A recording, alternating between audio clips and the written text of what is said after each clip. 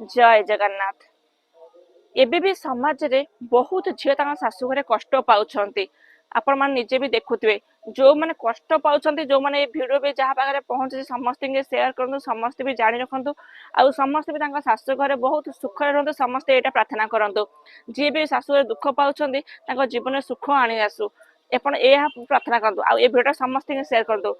ଯୋଉ ଝିଅ ମାନେ କଷ୍ଟ ପାଉଛନ୍ତି ଶାଶୁ ଘରେ, ସେଇ ଝିଅ ମାନଙ୍କୁ କହୁଛି ଆପଣ କଣ କରିବେ ନା, ଯେତେବେଳେ ମାତା ବୃନ୍ଦାବତୀଙ୍କ ପାଖରେ ହଉଛି ଯେ ଜଳ ଚଢଉଛନ୍ତି, ଆପଣ ଏହି ମନ୍ତ୍ରକୁ 11 ଥର ଉଚ୍ଚାରଣ କରନ୍ତୁ। ଆଉ ପ୍ରତ୍ୟେକ ଦିନ କରନ୍ତୁ, ଆଉ ସବୁବେଳେ ଶ୍ରଦ୍ଧାର ସହକାରେ କରନ୍ତୁ। ଆଉ ମାତା ବୃନ୍ଦାବତୀକୁ ଆପଣ ଦୁଃଖ ଜଣାନ୍ତୁ, ଦେଖିବେ ଆପଣଙ୍କ ନିଶ୍ଚିନ୍ତ ଆପଣଙ୍କ ଜୀବନରେ ସୁଖ ଆଣିଦେବ। ଆଉ ଶାଶୁଘରେ ଯେତେ ସବୁ କଷ୍ଟ ଥିବ ସବୁ ଦୂର ହେଇଯିବ। କଣ କରିବେ ନା, ଯୋଉ ମନ୍ତ୍ରଟା କହୁଛି 11 ଥର ଉଚ୍ଚାରଣ କରିବେ। ଓମ୍ ବୃନ୍ଦା ଦେବେ ନମ, ଓମ୍ ବୃନ୍ଦା ଦେବେ ନମ, ଏହି ମନ୍ତ୍ରକୁ ଆପଣ 11 ଥର ଉଚ୍ଚାରଣ କରନ୍ତୁ। ଦେଖିବେ ଆପଣଙ୍କ ଶାଶୁ ଘରେ ଯେମିତି ହେଲେ ଆପଣଙ୍କର ହଉଛି ସୁଖ ଆସିବ। ଆଉ ଯେତେ ଯିଏ ଆପଣଙ୍କୁ କଷ୍ଟ ଦଉଥିବେ ସମସ୍ତେ ଆପଣଙ୍କୁ ସମ୍ମାନ ଦେବେ ଆଉ ଭଲ ପାଇବେ। ଶ୍ରଦ୍ଧାର ସହକାରେ କରନ୍ତୁ, ଭକ୍ତିର ସହକାରେ କରନ୍ତୁ।